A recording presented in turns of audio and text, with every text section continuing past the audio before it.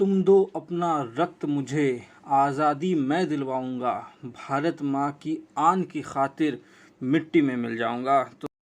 तो दोस्तों, आज मैं जिसका एक पोर्ट्रेट बनाने जा रहा हूँ उसके बारे में डिटेल देना की इतनी ज़रूरत नहीं पड़ती है, क्योंकि वो बहुत ही ज़्यादा पॉपुलर है। One of the most celebrated freedom fighter, और इन्होंने ही आज़ाद हिंद फ़ौज को बनाया। इन्होंने ही, कहा जाता है कि अगर सुभाष बोस नहीं होते तो अंग्रेज़ नहीं भागते। ये 1945 में इनकी मौत हो गई थी और भारत आज़ाद 47 में हुआ। कुछ लोग सोचेंगे कि 45 में मौत हुई मगर भारत तो आज़ाद बाद में हुआ, तो किस तरह से हम ये कह सकते हैं? नहीं जी, इनका एक इम्पैक्ट था। ये जो बड़ा इम्पैक्ट पड़ा, यही हमारे यहाँ से गोरों को भगाता है। तो दोस्तों, आज बात करेंगे सुभाष चंद्र बोस की, और साथ में आप लोग इस पेंटिंग को भी, मतलब इस स्केच को भी देखते रहिए, और हमारे चैनल को सब्सक्राइब कर दीजिए, शेयर कीजिए, जितना ज़्यादा हो सके शेयर कीजिए, और लोगों तक भी इन्फॉर्मेशन जाए कि किस तरह से नेताजी ने हमें आज़ाद करवाया। तो चलिए शुरू करते हैं, नेताजी के बारे में जानते हैं। नेताजी का जन्म 23 जनवरी 1897 में हुआ था, कटक में, जो आज उड़ीसा कह सकते हैं। उड़ीसा का वन ऑफ द सिटी है और अच्छा खासा है, आप लोग जा भी सकते हैं, तो बहुत सुंदर शहर। तो उनका जन्म वहीं पे हुआ, कटक में। वो वहाँ पे अपना एलिमेंट्री एजुकेशन करते हैं और बहुत ही उत्सुक होते हैं पढ़ने के लिए। सारे बच्चे रोते रहते हैं कि स्कूल नहीं जाएंगे, हम भी रो रहे थे, जब मैं छोटा था मैं भी रोता था, मगर सुभाष चंद्र बोस ऐसे व्यक्ति थे, बचपन से ही कुछ अलग, ठीक है। वो नहीं रो रहे थे, वो चाहते थे कि वो स्कूल जाए, बड़े ही उत्सुक थे स्कूल जाने के लिए। और इनके परिवार के बारे में कह दूँ तो इनका परिवार कुछ गरीब नहीं, धनी परिवार था। मतलब इन द सेंस उतना भी ज़्यादा धनी नहीं, हाँ था, वो अच्छे खासे पैसे वाले घर से बिलोंग करते थे, बिल्कुल गरीब नहीं थे। तो उनके जो पिता थे वो बड़े ही स्ट्रिक्ट टाइप के थे। उनकी माता के साथ उनका बहुत ज़्यादा लगाव था। माता पिता का नाम बता दूँ, जानकी नाथ बोस और प्रभावती बोस, ठीक है। तो ये अच्छे खासे घर से थे। इनके पिताजी भी अच्छे खासे वकील थे, ठीक है। तो उस टाइम बैरिस्ट्री पास करके आए थे।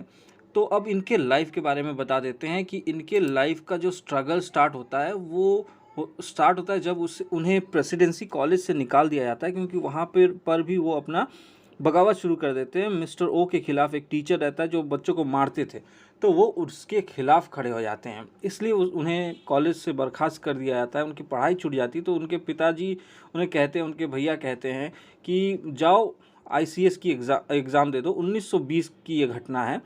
तब वो सोचते हैं कि चलो भाई ठीक है, अब तो गार्जियन, वो एक्चुअली अपने माँ बाप से उतना रेस्पेक्ट स्टार्टिंग में नहीं, हाँ रेस्पेक्ट तो देते थे मगर बात उतना नहीं मानते थे, ठीक है। तो वो अलग पथ से उन्हें चलाना चाहते थे। वो लोग भी सोचते थे कि ये भी अच्छा खासा पढ़ाई कर ले और सरकारी नौकरी कर ले। तो इसीलिए उन्होंने कहा आईसीएस का एग्ज़ाम दे दो, जो आज के दिन में हम जिसे आईएएस एग्ज़ाम कहते हैं, मतलब इंडियन एडमिनिस्ट्रेटिव सर्विस जिसे कहते हैं, वो उस टाइम इंडियन सिविल सर्विस कहलाता था, जिसकी पढ़ाई के लिए आपको लंदन जाना पड़ता था। तो वो लंदन गए और वहाँ पे 7 महीने में अपना एजुकेशन कंप्लीट करते, मतलब पढ़ाई कंप्लीट करके और आईसीएस का एग्ज़ाम निकाल देते हैं। तो ये बहुत ही बड़ी बात है। हम लोग सोचते हैं कि यूपीएससी क्रैक करना कितना मुश्किल है, और सही भी है, उतना आसान नहीं है। जो पास किए वो लोग बहुत पढ़े हैं, बहुत ज़्यादा पढ़े हैं। तो ऐसे ही इनको तो 1 साल भी नहीं लगा, इन्होंने क्लियर कर दिया। वैसे वो स्कूल के टॉपर हुआ करते थे, ठीक है। तो वो पास कर जाते हैं और वो उस नौकरी को रिजेक्ट कर देते हैं। बोलते हैं मुझे ये नौकरी नहीं चाहिए, ये अंग्रेज़ों की गुलामी मैं नहीं करने वाला हूँ। ये भी कहना ज़रूरी होगा कि वो 4th स्टैंड करते हैं वहाँ पे, मतलब बहुत टॉपर आते हैं, वहाँ भी टॉपर आ जाते हैं। तो चौथी स्थान प्राप्त करते हैं, मगर फिर भी नौकरी नहीं लेते हैं। वो रिज़ाइन नहीं देते। अगर कोई बोले कि रिज़ाइन नहीं, क्योंकि उन्होंने ज्वाइन ही नहीं किया था, और वो भारत लौट आए। और उसके बाद वो भारत लौट आते हैं और अपना राजनीतिक गुरु बनाते हैं CR दास, यानी चित्तरंजन दास। इन्हें अपना राजनीतिक गुरु मान लेते हैं।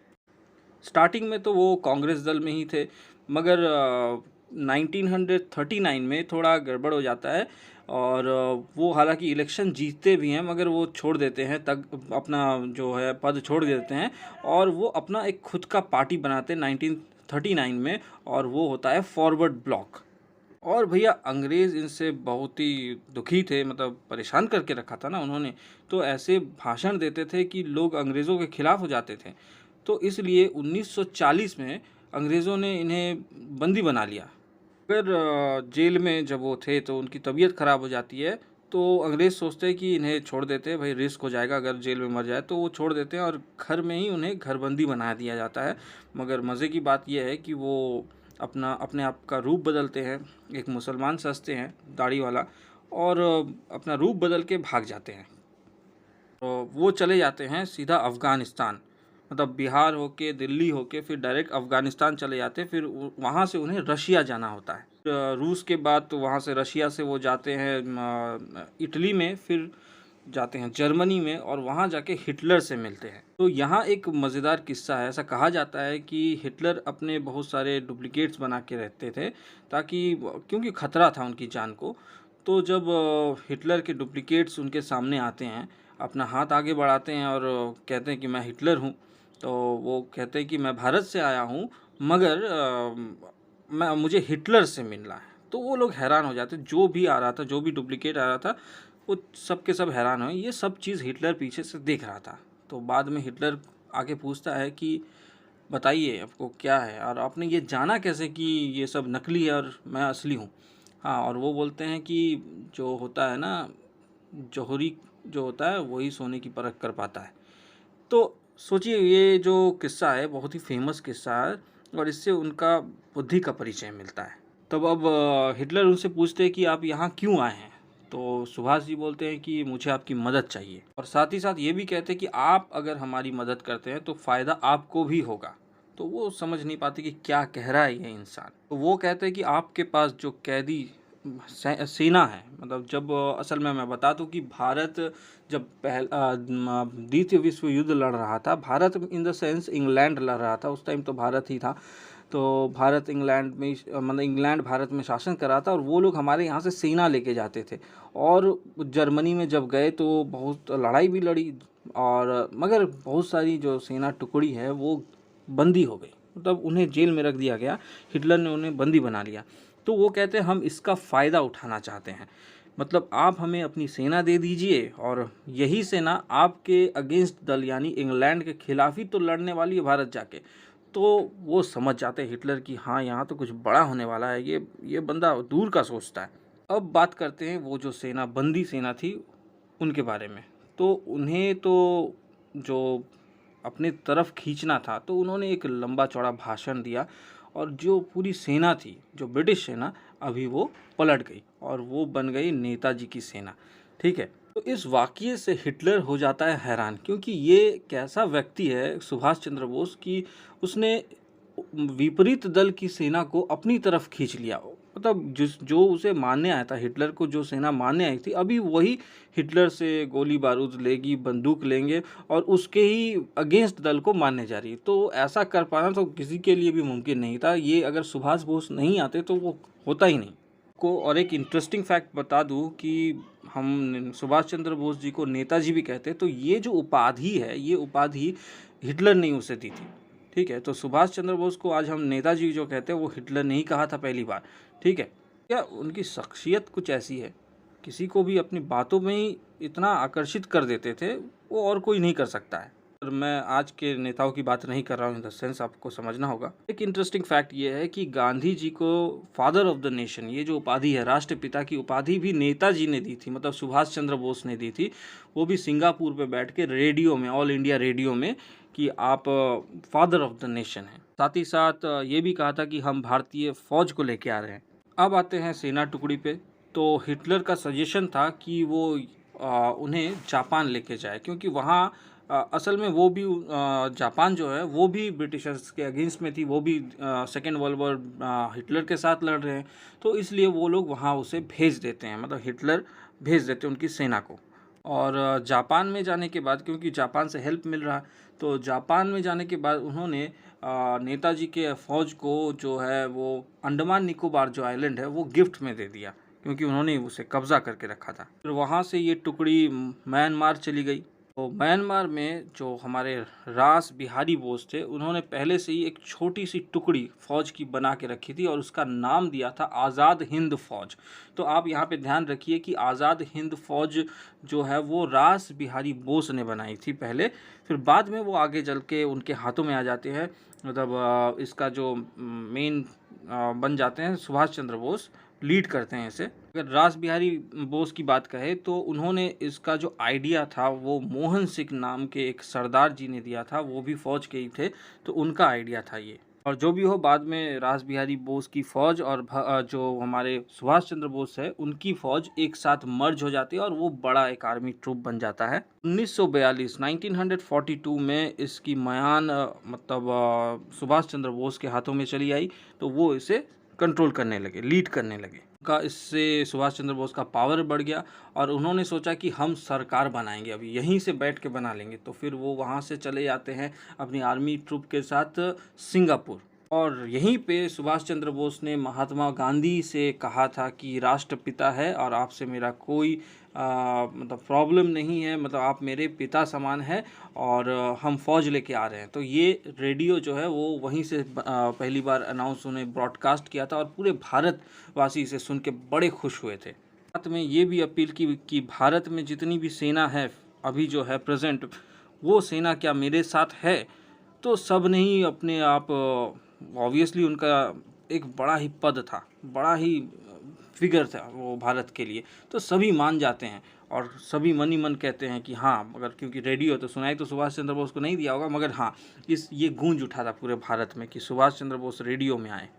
और सिंगापुर से म्यांमार होते हुए वो बर्मा में पहुंच गए, फिर वहाँ से भारत में घुसे, यानी मणिपुर में घुसे, और वहाँ से उन्होंने कहा था दिल्ली चलो। ये उनका बहुत ही फेमस नारा था, दिल्ली चलो। फिर तो भैया स्टार्ट हो गया वॉर, और वो आगे बढ़ते गए और बहुत अंग्रेज़ों को मारा उन्होंने। अच्छा खासा युद्ध छिड़क गया था पूरे देश में, हर कोई सक्रिय हो चला था कि हाँ जी, सुभाष चंद्र बोस आ रहे हैं दिल्ली की ओर। सब कुछ अच्छा खासा ही चल रहा था, आगे भी बढ़ रहे थे, मगर एक प्रॉब्लम हो गया कि सेकेंड वर्ल्ड वॉर का एंड होना था और अमेरिका ने हिरोशिमा और नागासाकी पे 1945 के 6 अगस्त और 9 अगस्त में डाल दिया बम, एटम बम। और इससे क्या हो गया, जापान टूट गया और जो सप्लाईज आ रही थी खाने पीने की और साथ ही साथ हथियारों की, गोले बारूद की, ये सब ठप पड़ गया। और यही एक बड़ा कारण बना कि अंग्रेज़ों से उस वक्त हम हार गए थे। वो उस वक्त जापान में थे सुभाष चंद्र बोस और उनसे कहा गया कि आप यहाँ से हट जाइए। तो कहा जाता है कि उस समय वो एक फ़्लाइट लेते हैं और उस फ्लाइट में विमान दुर्घटना के कारण उनकी मौत हो जाती है, प्लेन क्रैश हो जाता है, ऐसा कहा जाता है। कुछ लोगों का कहना है कि उनकी मृत्यु नहीं हुई थी और कोई कहता है कि वो एक साधु के भेष में अपनी ज़िंदगी गुजार रहे थे, गुमनामी बाबा के नाम से, ये बहुत प्रचलित भी है। तो तरह तरह के मतलब विवादास्पद ये बात है, ये मुद्दा बड़ा ही विवादित है, ये अभी तक क्लियर नहीं हो पाया है। और इसके बाद आज़ाद हिंद फ़ौज वो बिखर गई थी पूरी तरीके से, मगर रोष जो है वो पूरे देश में फैल गया सुभाष चंद्र बोस का।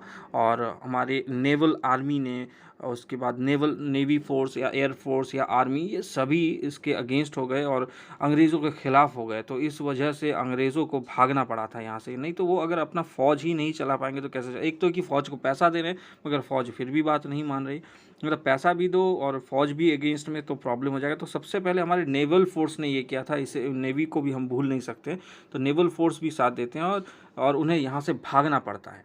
और एक बात कहना ज़रूरी है कि जो क्लेमेंट एटली 1956 तक के प्राइम मिनिस्टर थे ब्रिटेन के, उन्होंने वो जब भारत आए थे वापस लौट के, तो उनसे पूछा गया था कि आपके पास इतनी बड़ी सत्ता थी, आप इतने आसानी से कैसे छोड़ गए। तो उन्होंने कहा कि ये कारण कोई और नहीं, सुभाष चंद्र बोस थे। अगर सुभाष चंद्र बोस नहीं आते तो शायद हम लोग को यहाँ से जाना नहीं पड़ता। उनका इम्पैक्ट पड़ा और सारे भारतीय एक हो गए, पूरी सेना उनके अगेंस्ट हो गई थी, इसीलिए उन्हें छोड़ना पड़ा था। तो समझ लीजिए कि कितना बड़ा इम्पैक्ट पड़ा होगा उन पे, और ये सुभाष चंद्र बोस द्वारा ही संभव था। तो उन्होंने ही ऐसा किया, तो आज जो हम आज़ाद हैं, भारत हमारा आज़ाद है, तो इसके पीछे इन्हीं की, मतलब उन्हीं का बलिदान है। तो हम हमेशा इन ऐसे देशभक्तों को हमेशा याद रखेंगे।